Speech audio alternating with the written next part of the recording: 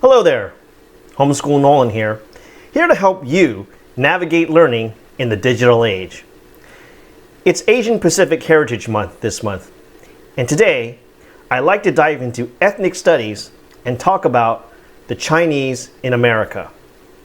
Now, I live in California, and during this past year, my state has moved to introduce ethnic studies to the public school curriculum here.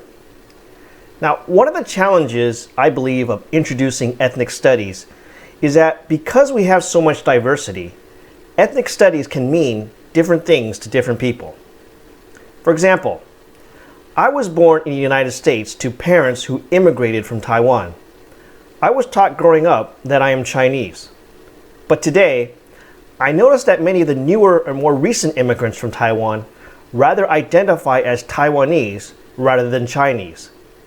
This means that someone with a very similar background as me today might have different expectations of what an ethnic studies curriculum should have. But one of the things I love about homeschooling is that it gives parents more freedom and more flexibility to design the ethnic studies curriculum that they feel is most relevant to their children. Now, given my own ethnic background, I personally have a preference for an ethnic studies curriculum on the history of the Chinese Americans. But even if you are not a person of Chinese descent, I believe that every American can benefit from studying the history of the Chinese in America. And there are a couple reasons I believe this. First, the history of the Chinese Americans is a reminder that the United States is a special and unique country. Now, I was born in this country, and I've always took it for granted that I can live in the United States. But it always amazes me to learn how much immigrants from around the world are willing to sacrifice and endure in order to leave their homeland and come live in America. And the Chinese immigrants who first came to America in the mid-19th century were no exception. They first came in search of gold, and then they came to work as laborers to help build the Transcontinental Railroad. They came with the hope that America could offer a better life for them and their wives and the children they often left back home in China. And they were willing to cross a vast, dangerous ocean in crowded ships to get here. And their story is not unlike the story of many immigrants of today. Despite all the problems we have here in our country today, there is still something special and unique about this land of opportunity that inspires people from around the world to want to fly across oceans and cross our borders for a chance to live in the United States. And that's probably something that you can't fully appreciate unless you yourself were born outside the United States. But in addition to reminding us that America is a land of opportunity, the story of Chinese Americans is also a sobering reminder that Americans have too often failed to live up to the founding principles of this country. I'm of course referring to racism and discrimination and how it has too often made a mockery of the declaration that all men are created equal. We may have all been created equal in the eyes of God, but that's certainly no guarantee that we will be treated equally by others. Unlike the slaves who came here from Africa, the Chinese men who first came to America, for the most part, came here willingly. Now, I say men because most of the women who came here from China came here against their will to service the men in a very patriarchal culture.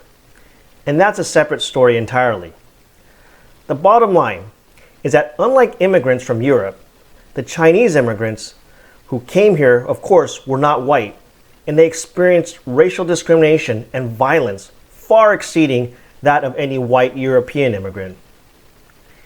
And another important characteristic of anti-Chinese racism is that resentment towards them usually stemmed not from the belief that they were inferior, but from the fact that they were often superior workers and often willing to work harder and longer and more productively for lower wages, doing difficult work like building the railroads, mining, laundry, and other forms of difficult labor. This drew resentment among white workers who felt that they simply couldn't compete. In fact, When the first handful of Chinese started arriving in San Francisco back in 1848, they were actually at first welcomed as curious novelties. It wasn't until the hordes of them started arriving to work in the mines and the railroads that the resentment towards them started to build.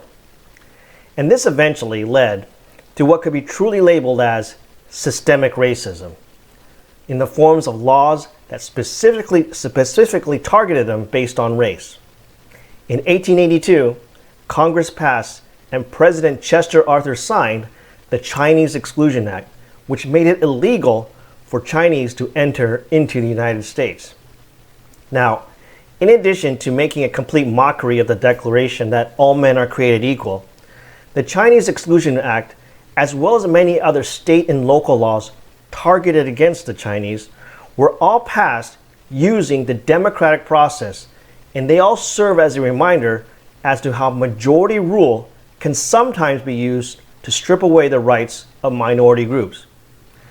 The Founding Fathers actually recognized this, that sometimes a democratic majority rule can lead to tyranny of the majority. So they designed a system of government with checks and balances, where a judicial branch, or the courts, can in theory strike down laws that are unconstitutional. But this only works, of course, if the judges serving on the bench are virtuous in interpreting the Constitution. And unfortunately, too often, neither majority rule nor the courts were on the side of Chinese Americans during the 19th century. And in the 20th century, systemic racism against Asian Americans in general continued. Most notably was the shameful internment of innocent Americans of Japanese descent in concentration camps during World War II. But after World War II, things did seem to get better. The Chinese Exclusion Act was finally repealed during the war in 1943. And in 1965, President Lyndon Johnson signed the Immigration and Nationality Act, which abolished immigration restrictions based on nationality. I personally probably wouldn't be in America today were it not for this act. And I certainly feel fortunate to have been born in the United States during the 20th century rather than the 19th century.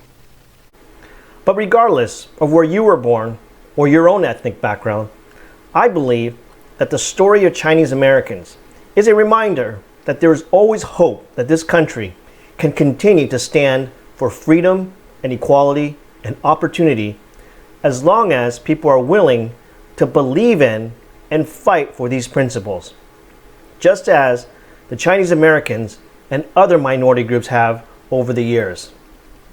And it really is up to each individual to decide how they want to view America whenever they face injustice. If you're a homeschooling parent or teacher, I encourage you to have those discussions this month with your students on what it means to be an American and how we should respond whenever we face racism or injustice. If you're looking for a good book on this subject, I highly recommend Iris Chang's The Chinese in America. This book starts with the history of China in the 19th century to give you a sense of why many Chinese Americans wanted to come to America. It then covers the obstacles, achievements, and contributions of Chinese Americans over a 150-year span right up until the 21st century. I put a link to the book in the notes below. Let me know what you think in the comments.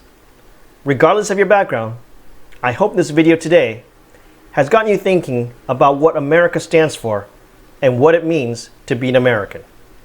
Thank you for watching. I'll see you next time.